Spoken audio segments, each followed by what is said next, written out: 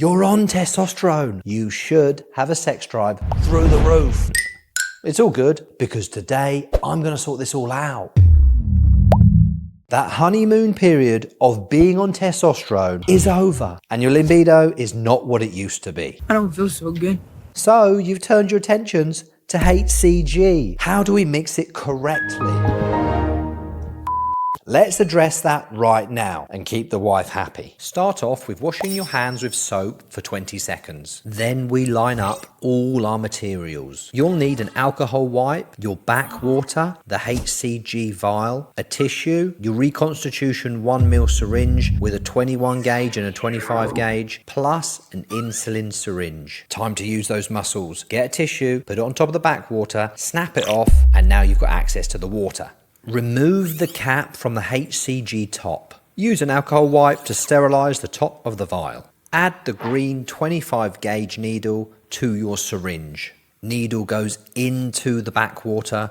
We draw it out slowly. Typically, HCG comes in 5,000 IU vials, which means 1 ml of backwater is going to give you 5,000 international units. What's that in English, Dr. James? 250 IUs per 5 units, or 500 IUs per 10 units. This is a step a lot of people forget. Put 1 ml of air into the HCG vial. This depressurizes the vial, and when you draw out the HCG, it doesn't spray everywhere. Swap the 21 gauge green for the 25 gauge orange. With your water-filled syringe, pierce the stopper. Slowly push the backwater down the side of the vial. It must be down the side, as you can see, at an angle. This medicine is very precious. If you inject directly onto the powder, you could destroy it. We are nearly there. Remove the needle, roll the HCG in your fingertips. Do not shake it, you'll destroy it, and then let it settle for 5 minutes. After you've reconstituted it, put it in the fridge, because once mixed, it can lose its potency within 2 weeks. I recommend you source 1,500 international unit vials. These are generally used up in 2 weeks. I have the 5,000 IU vials, so I keep mine in the freezer to make sure it's got extra freshness. When it's time to inject, I take it out of the freezer, I allow it to thaw for 5 minutes, before injecting my desired dosage. Dosages are different for everyone. A good place to start is 250 IU every other day per week. See how you feel on that dose, then potentially bump it up to 500 every other day. Try and find your lowest effective dosage of HCG, otherwise you'll need an overhaul of your entire estrogen management protocol. Testosterone is higher in the day and lower at night because it has a circadian rhythm, so we want to recreate this. Don't be injecting HCG late at night,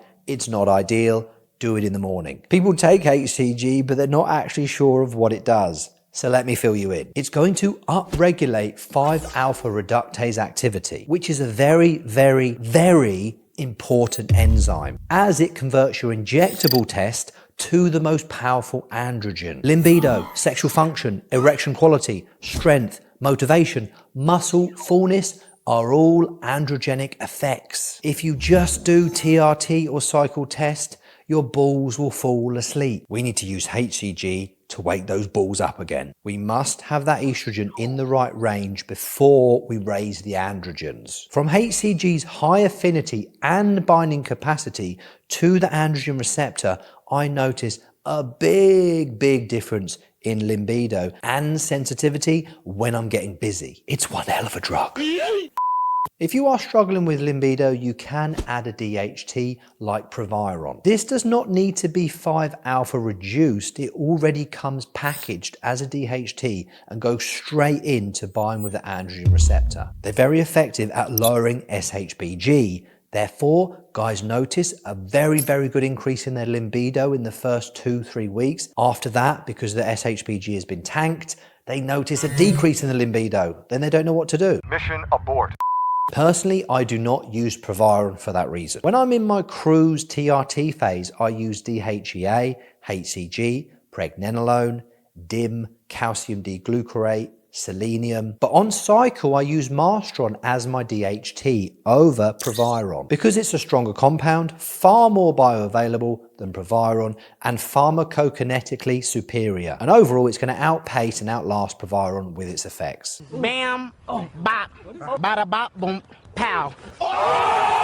The downside is it makes your hairline run down to your ears. But that's going to be genetic anyway. If you're going to lose it, you're going to lose it. Look at your mother's side of the family for clues with hair loss. If you're concerned before your cycle, add in a DHT test to your baseline of biomarkers and then monitor it throughout your cycle. HCG plays a role in signaling the thyroid to grow. So a low dose of levothyroxine T4 might be needed. The goal is to maintain your TSH within the normal limits. The dosage of your T4 wants to be increased if your levels of TSH are above normal and should be decreased if your TSH levels fall below the normal range. But be careful on this, you don't want to mess up your thyroid. Look to your blood work at the right intervals to give you your answers. Very important when you're starting the HCG to watch your estrogen levels. Once the DHT kicks in, you'll probably have to manage your estrogen a tad less because the DHT has an effect